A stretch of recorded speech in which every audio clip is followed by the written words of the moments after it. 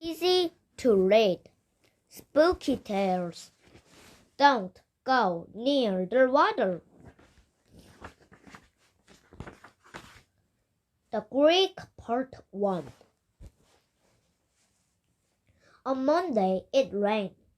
Tuesday it poured. By Wednesday the rain stopped and the sun came out. Let's go for a walk, I said to Marco after school. We went to Lion's house and rang his doorbell. Can Lion come out and play? We asked his mother. Yes, she said. But don't go near the water. The creek is high after the rain. We walked to the park and looked at the creek from the path. Look at all the foam in the water. It's like there is a soup in it, I said. Maybe it's the water people blowing bubbles, Marcos said. I'll tell you a story if you want. About the water people? Asked Lion. Yes, and about the quarry, said Marcos. What's a quarry? I asked. It's a huge hole in the ground where people have dug out logs, explained Marcos. So tell us the story, I say. Children with green teeth. Marcos' story. Henry could take a load to school, or he could take a shortcut past the quarry. The quarry was filled with water, and people said that long ago 2 children had drowned there. Now their ghost haunted the place. One day, Harry was late for school. I'll take a shortcut, he told his mother. Be careful, she said, and don't go near the water. Henry hurried off, but slowed down as he passed the quarry. There was a bad smell in the air. What was down there? Henry walked to the edge of the quarry. The water was bubbling. Was it hot? Henry leaned over and stuck his hand in. Something grabbed him. First slimy green arm pulled him underwater and pushed him through a hole and up to the ledge in a cave. In the dim light, Henry saw 2 skinny green children with big green teeth. We've been here for a long time and we were bored, they said. You have to play with us or we'll eat you. The children flew something. Catch our ball, they ordered. It was a score. Henry was scared. He fought fast. I have a better idea, he said. Let's play hide and seek. Close your eyes and count to 60 while I hide. The children covered their eyes and started counting. 1, 2, 3. Henry looked around. 10, 11, 12. They have to find the opening. 20, 21. Where was it? There! Behind a pile of bones was a hole. It had to be the way out. Henry squeezed through it and disappeared. 30, 31. Henry was in the tunnel and could see a gate ahead of him. He pushed it open and dived into the water. He saw a light and swam towards it, but 2 dark shapes were coming after him, their mouths wide open, their long teeth ready to strike. 4 slimy green arms reached for him. They were fast, but Henry was so scared. He was faster. He burst out of the water and ran all the way home. And after that, Henry never went near that water again. I knew a story about a water people too, I said. Okay, but so do I, said Lion. Can I tell my first? It's about the ocean. Deadly Beach. Lion's story. There was only one beach on Iceland. It had white sand and clear water. It was a beautiful but deadly place. Sometimes people who swam there didn't come back. When Carl and Lana went out, their father would always say, "Don't go near the water." But sometimes it was hot, and Kai and Lana would go to the beach with their friends.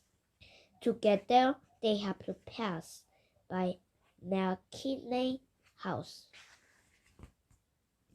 McKinney was a strange man. He had a hump on his back and wore a cape to hide it.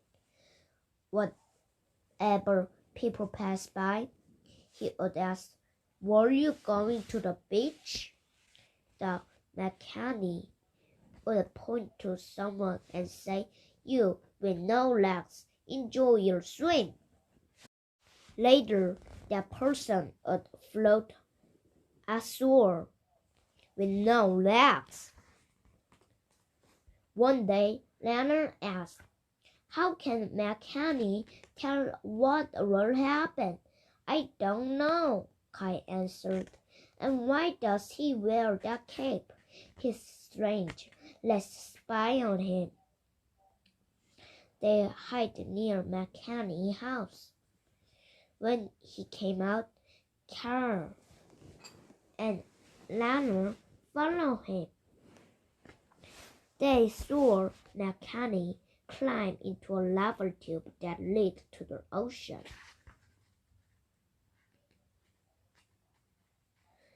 Kai and Lana peered in, but they didn't see McKinney.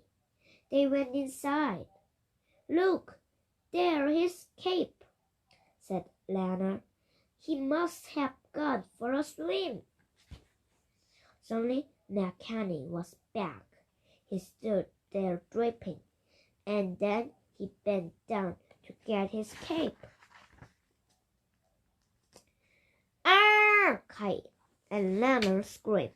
Sticking out of McKinney's back were the jaws of a shark. "Sharkman!" they cried. The sharkman looked up and saw the two children. He chased them, but he was too slow, and they made it home. Now they knew why their father always said, "Don't go near the water." "So he could still be out there, right?" Marcos asked. He looked a little scared. "He is a shark, so he can only be in the ocean," I say. "No," said Lion. "He is a shark man. He can go anywhere he wants. He could even in this creek." "Oh, you were silly," I said. "Now it's time for my story. It's about the waterman." Waterman, my story.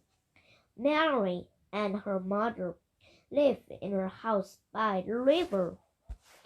Every day Mary went to the water to wash their clothes. One morning, Mother said, "Last night I had a bad dream. I saw you all wet and covered with fish scales.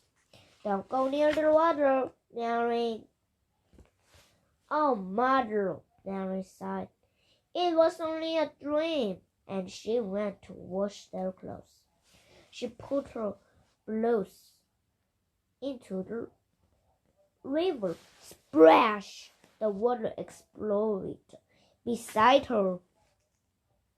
A waterman burst out of the water and grabbed Marion. He dragged her to the bottom of the river and into his house. There were puddles on the floor and green slime on the walls. I have been watching you, the waterman said. You're good at cleaning. From now on, you'll clean my house. Mary had no choice. She washed slime off the walls and sang to keep from crying. La la la la. Stop that, said the waterman. I can't stand your singing. I can't stop, said Mary. I'm singing because I am sad. I didn't get to say goodbye to my mother. La la la. She began to sing again. I would turn you into a fish, but then you couldn't clean my house, the waterman said. Promise to return by sundown, and you can go to say goodbye. I promise, said Mary. So the waterman took her up to the river bank. Mary's mother was happy to see her daughter again. You're not going back, she told Mary. But I have to keep my promise, Mary cried. Don't worry, you are safe now, said Mother. And she locked the door. At sundown, they heard footsteps. Bang, bang! Someone was knocking on the door. Time to go, Mary! It was the waterman. You can't have her, cried Mother. Bang, bang, bang! The waterman was angry. Come out, Mary! You promised, he called. Go jump in the river, Mother shouted. Leave my daughter alone. It was quiet outside. Then Mother heard footsteps leaping. He's gone, Mary. Everything is all right now, Mother said as she went back to the kitchen. Mary, there was no answer. Mary wasn't there, but on the kitchen floor, flopping in a puddle of water, was a fish. It had a face. It looked like Mary. The Greek, Part 1. Look, Lion shouted. There's a fish beside the Greek. I'm going to take a look. Maybe it's Mary.